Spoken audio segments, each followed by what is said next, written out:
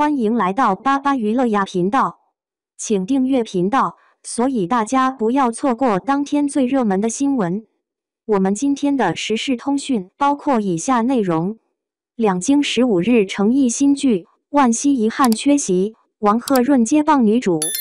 一则两京15日女主角由惋惜更换为王鹤润的消息，在影视圈掀起不小波澜。这看似普通的演员更替背后，实则暗藏着欢瑞世纪这家老牌影视公司长久以来的艺人孵化焦虑。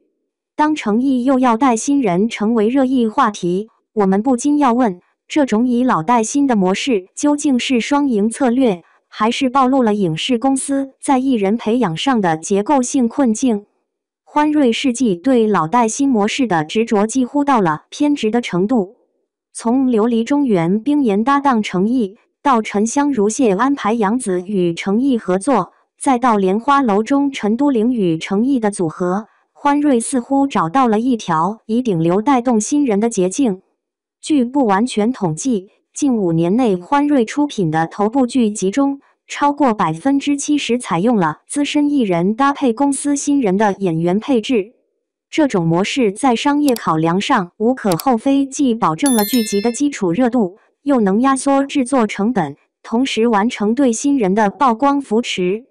然而，市场反馈却呈现出明显的两极分化。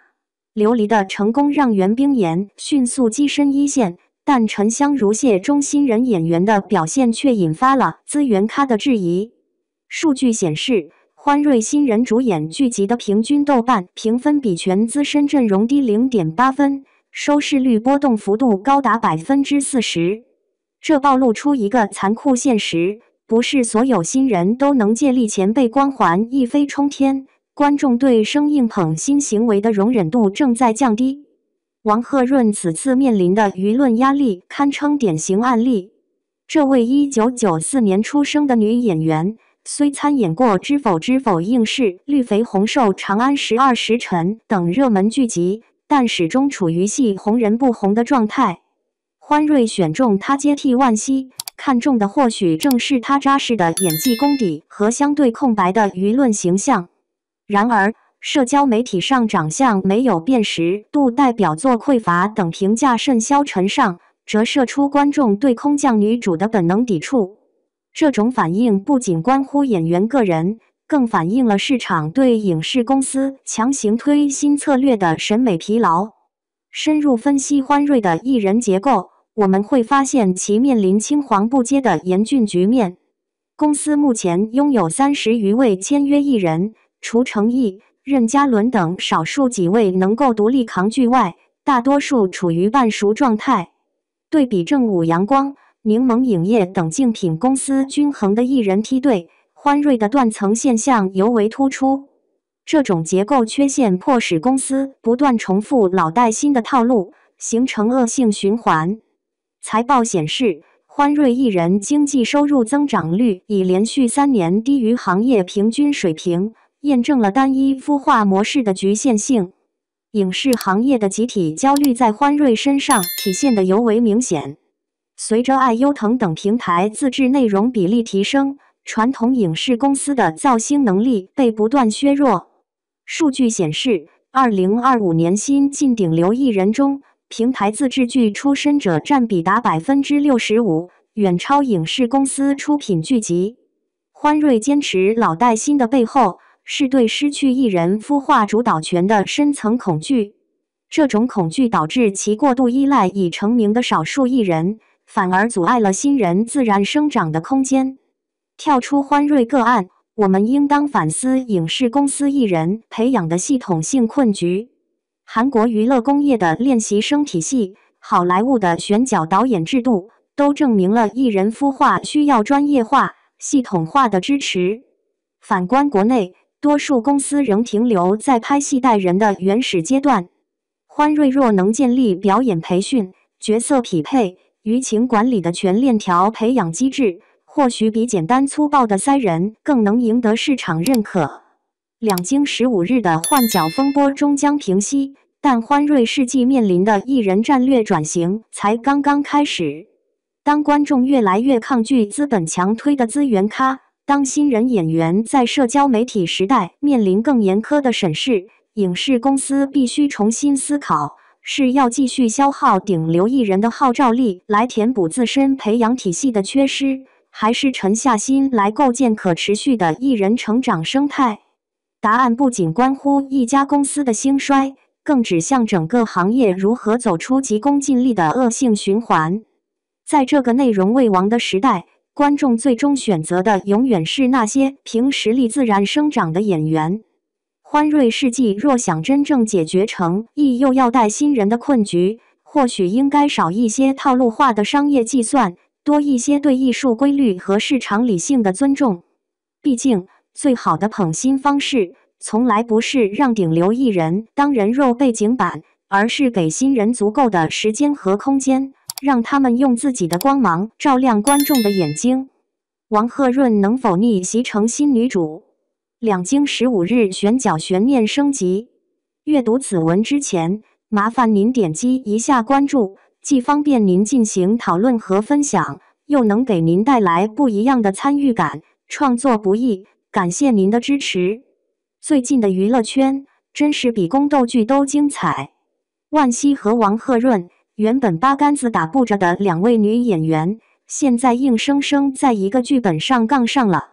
说的就是马伯庸新作《两京15日》的女主苏京熙这个狠角色集权谋、美貌、衣冠于一身，原著粉等她下凡都快等到花谢。结果惊天一变，万茜后援会直接封神8、9月份忙着拍群星《两京15日》，没这回事。啥意思？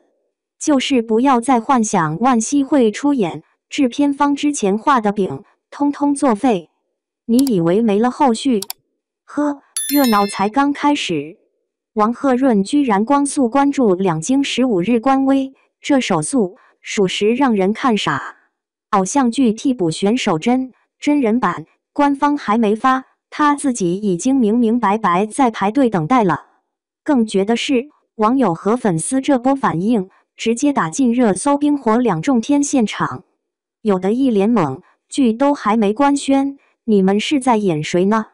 有的直接情绪上头，万茜都不接的角色，你说你王鹤润能 handle？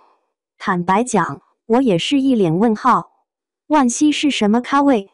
演技奖项拿手软，从军中乐园猎场一路飙到如今，是女主里少有的带感类型。王鹤润呢？前阵子靠着莲花楼角立桥的疯批反派火了一把，但观众心里他还是欠点儿主角力的分量。你让他接替万茜，这跨度怎么说都像是让青铜选手临时去打王者高端局。别说粉丝不信，连旁观群众也操碎了心。程毅的粉丝那才叫头大。莲花楼里，王鹤润和程毅是一对死对头，脚姐姐一句李莲花，待会记得收尸，冲上了不少 CP 剪辑。现在倒好，转身去演情侣。有网友吐槽，我不信他们能演得像热恋，顶多算钱仇未报的上班同事。还有的直接操起键盘，拜托给程毅换个演技更稳的搭档吧。能理解，谁都想自家哥哥搭女主卡司够分量，这脸面工程啊，真不是嘴上说说。更别说动辄几十万的原著粉、CP 粉，全盯着官宣。这要是演崩了，谁都不好收场。剧组其实挺难的，女主换角在娱乐圈不是头一遭，什么高圆圆、赵丽颖、周冬雨，谁没来过替补？但问题是，这回两京15日的苏京熙这个角色戏份太重，情感、智慧、狠劲都要拿得准。你不是找来个花瓶就能交差的。网友犀利点评苏京熙需要那种外柔内刚、举手投足都能杀人的气场。王鹤润行吗？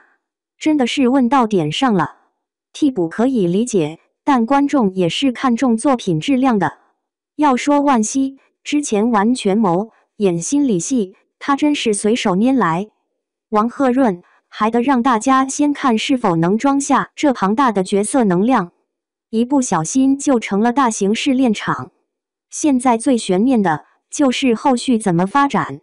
王鹤润本人顶着舆论压力，能不能把这个本子 hold 住？